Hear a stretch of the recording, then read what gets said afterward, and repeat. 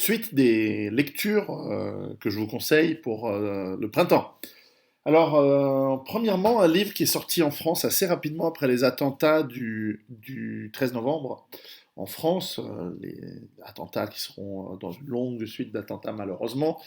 Alors, on en a déjà parlé. Vivre avec la menace terroriste, réflexes, gestes et attitudes qui sauvent de Olivier Raphaël Saint-Vincent.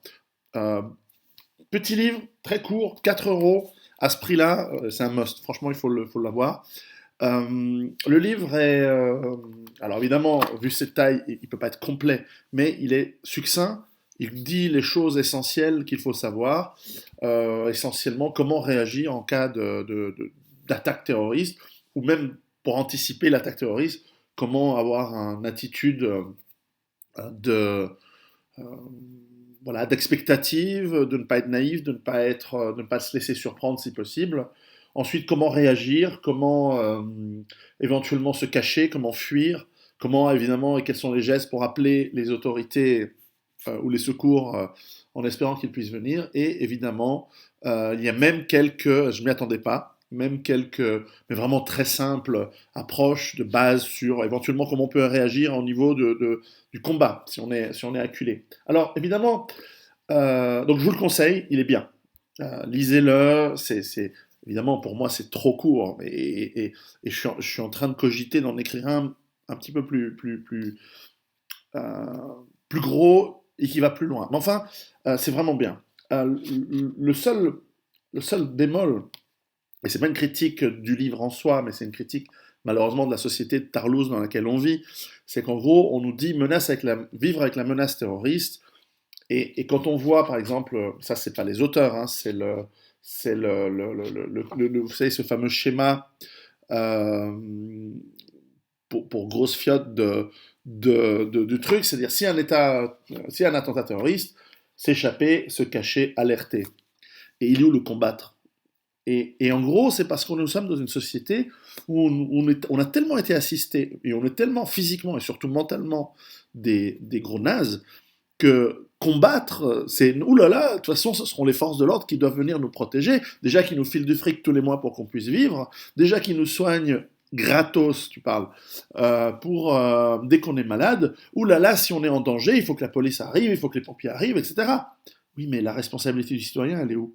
Et ça, évidemment, ben, le livre peut pas aller. Alors, c'est ce que probablement j'écrirai moi, ça va être un truc super. Hein. Mais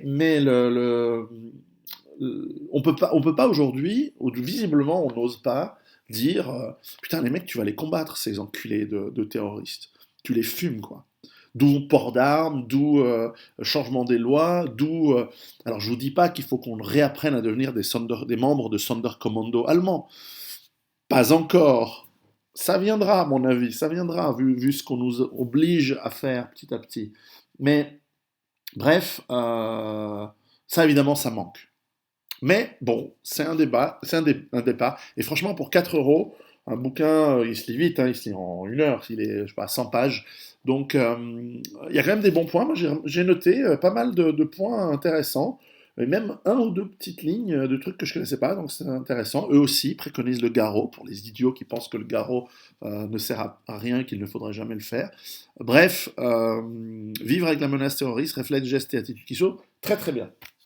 Alors on va rester dans les livres liés à, entre guillemets à la survie, il s'agit de ça. Alors on va commencer par des choses un petit peu... commençons par des choses un petit peu haut niveau. Alors, j'avais interviewé Martenson récemment. Il a écrit avec son collègue Adam Taggart un livre qui s'appelle Prosper. Alors évidemment, il est en anglais, il faut le lire en anglais.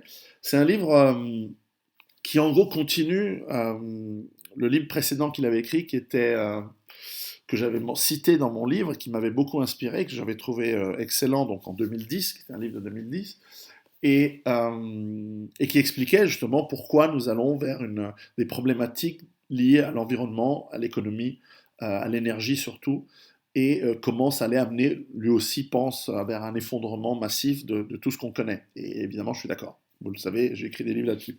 Et donc celui-ci est un peu la suite qui, en gros, reprend d'ailleurs, sans qu'il le connaisse, je pense, en tout cas, il reprend pas mal les, euh, les concepts que j'ai expliqués dans la deuxième partie de mon premier livre, Survivre à l'effondrement économique.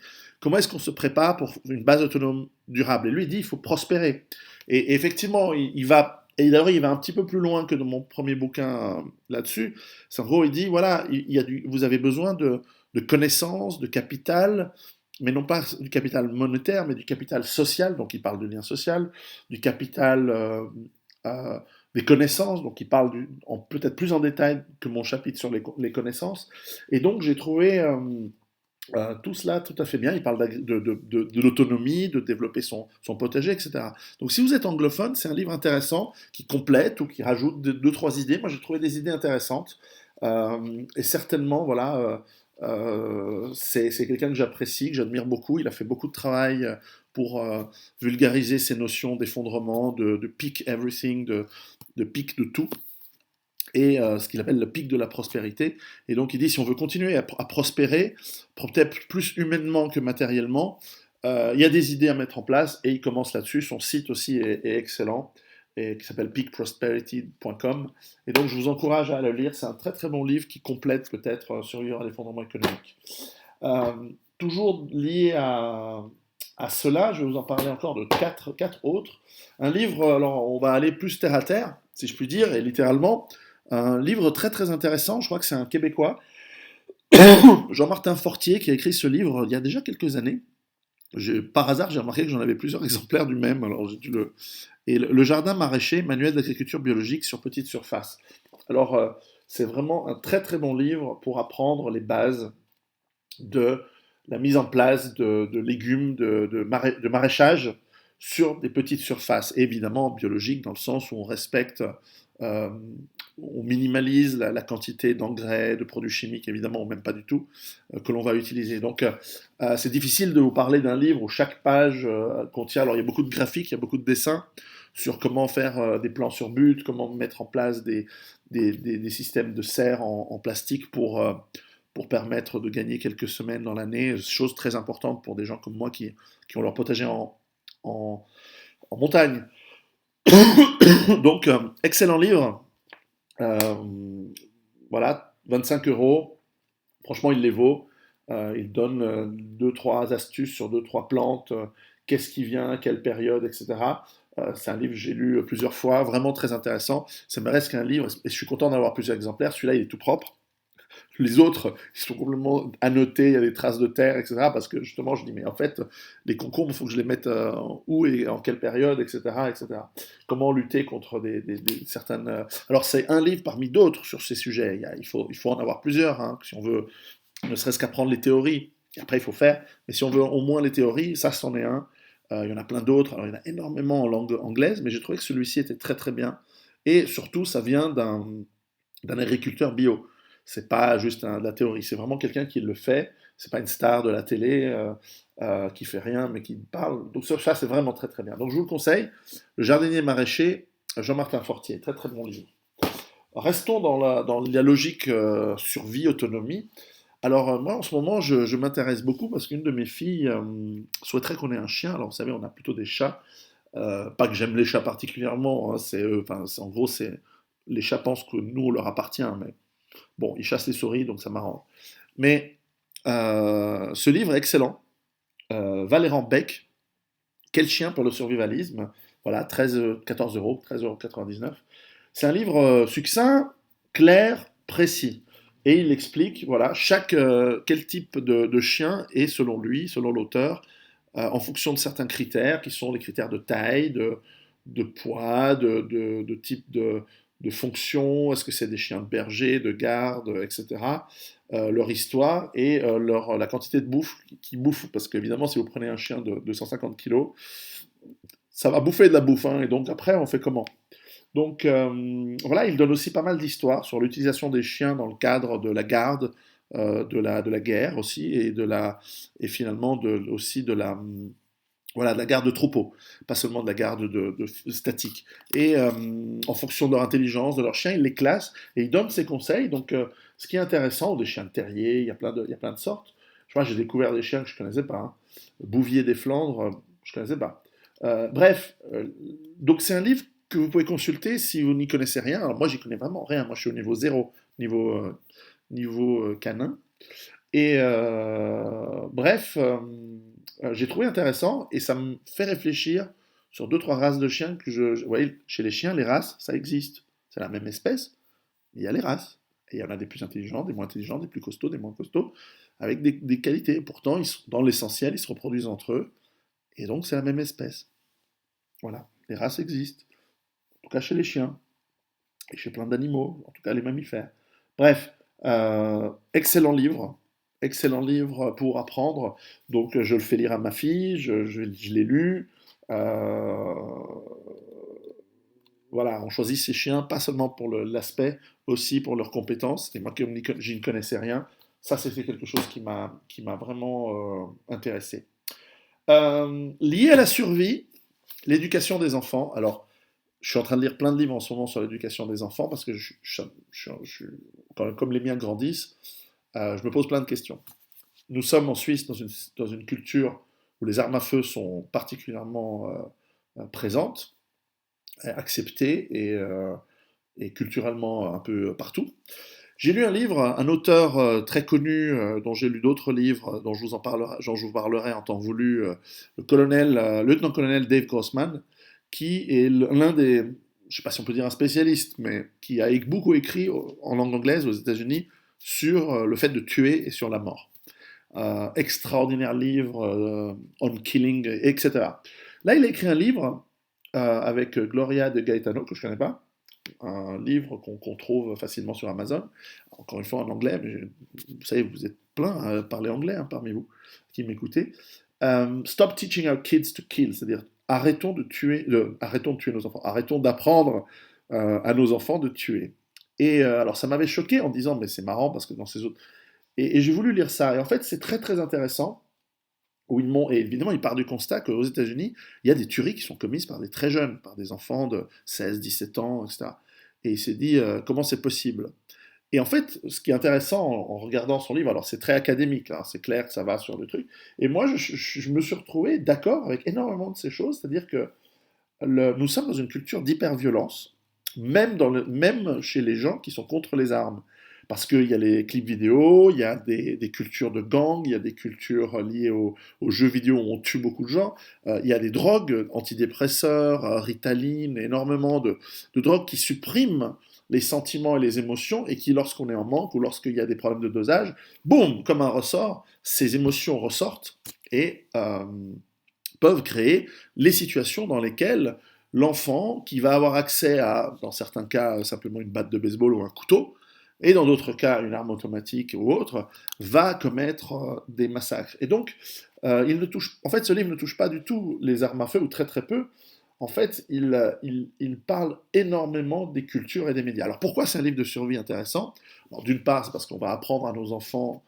Moi, je pense que apprendre à tuer, ça doit être ritualisé et ça doit passer par des cadres qui sont socialement acceptés, et c'était le rôle du service militaire. C'est-à-dire que, en gros, on nous dit dans la société, il faut jamais tuer, sauf quand on est encadré dans un, dans une structure qui va nous l'apprendre, mais de manière ritualisée, avec des rites de passage, avec des promotions, avec des exercices, avec des entraînements.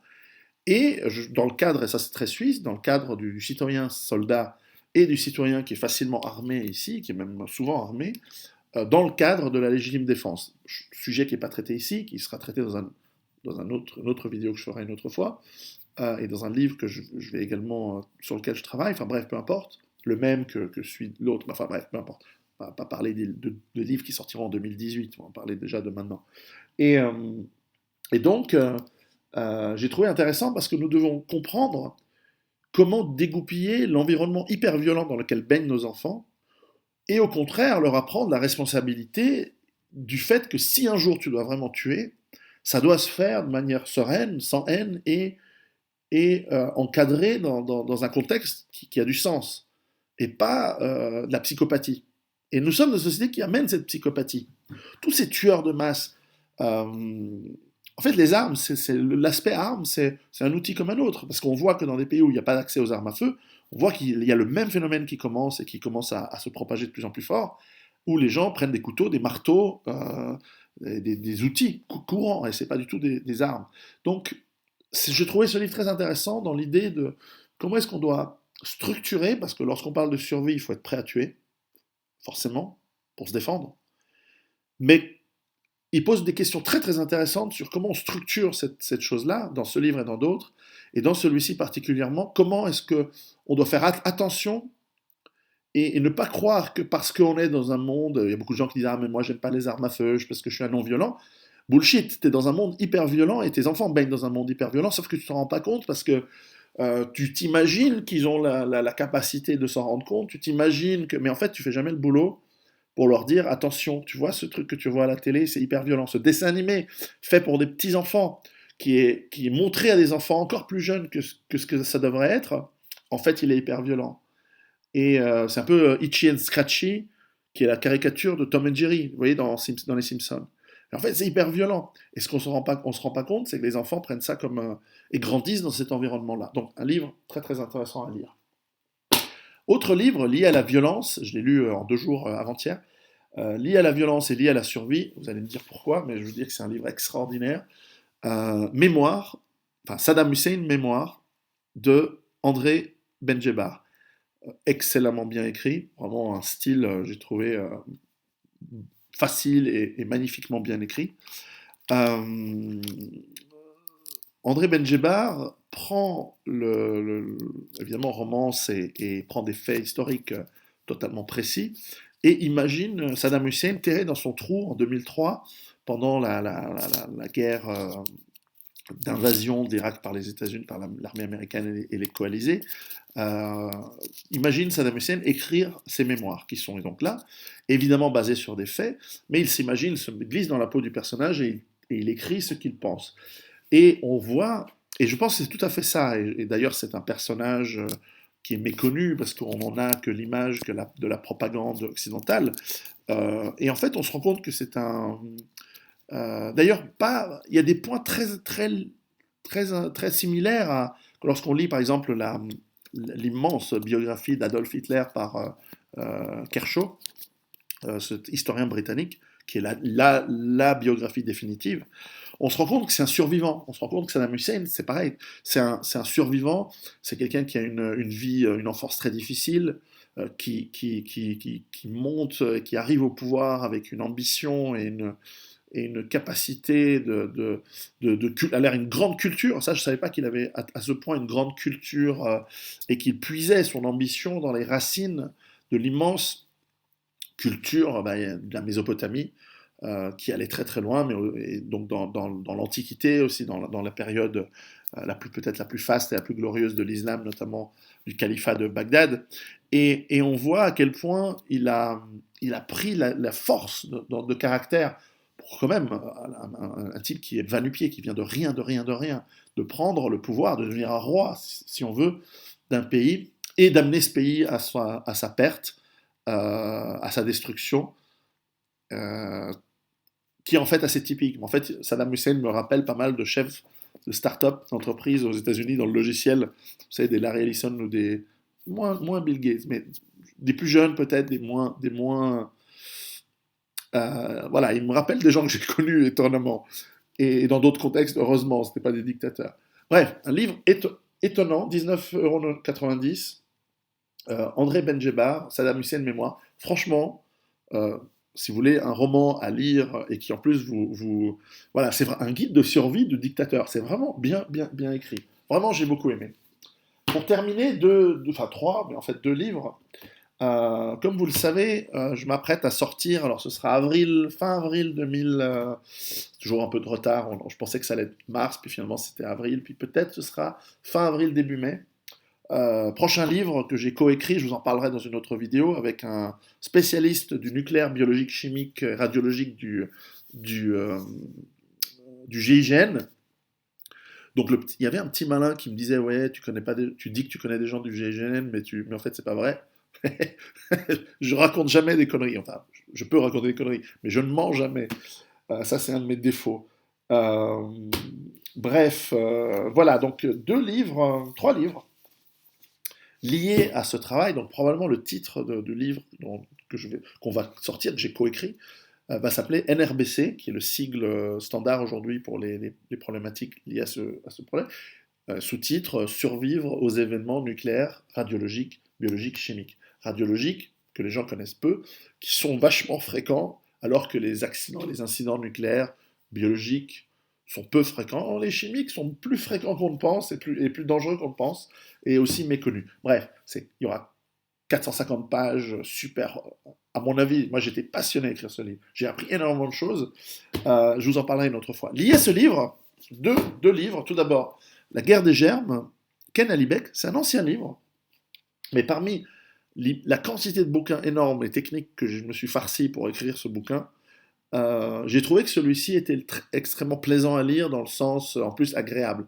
Donc si vous voulez un bouquin qui vous flippe, qui vous fait vous faire flipper votre race au niveau de la guerre des germes, alors c'est un vieux bouquin, il doit dater de 99 aux États-Unis et 2000 en France. Je ne sais pas s'il existe encore, mais vous le trouvez en d'occasion. Alors Ken Alibek, alors c'est son nom américanisé évidemment, mais en fait c'est un soviétique, d'origine kazakh, et qui a été à la charge de plusieurs programmes de recherche biologique en Russie. Et les Russes étaient super avancés en biologie, ils ont développé des trucs qui font peur. Alors lui s'occupait de la variole, donc du développement de la variole. C'est un truc fascinant. euh, qui nous pend au nez parce qu'on est plus vacciné contre cette saloperie et qui est une maladie qui a tué dans l'histoire énormément des millions et des millions de gens, évidemment. Et donc, il explique comment l'Union soviétique s'était organisée et comment finalement un programme de développement de germes, en partie clandestin, parce qu'officiellement ils n'étaient pas trop censés le faire, a développé des bestioles virulentes, vraiment, vraiment, vraiment terrifiantes, quoi. Et donc, voilà, c'est un livre qui est très très intéressant euh, à lire, bien écrit, pas mal de choses intéressantes. Alors, au niveau technique, il y a rien de plus que ce que vous allez trouver, par exemple, dans le bouquin que je vais sortir, mais au niveau de l'histoire de- du développement des armes bactériologiques soviétiques et russes, parce qu'ils ont continué, et aujourd'hui ils en ont encore, évidemment, tout comme, et d'ailleurs on en parle dans ce livre, tout comme parce qu'ils étaient en concurrence avec les Américains, avec les États-Unis et d'autres pays. Et alors évidemment, c'est un livre qui date de 2000, donc forcément, voilà, ça fait déjà 16 ans.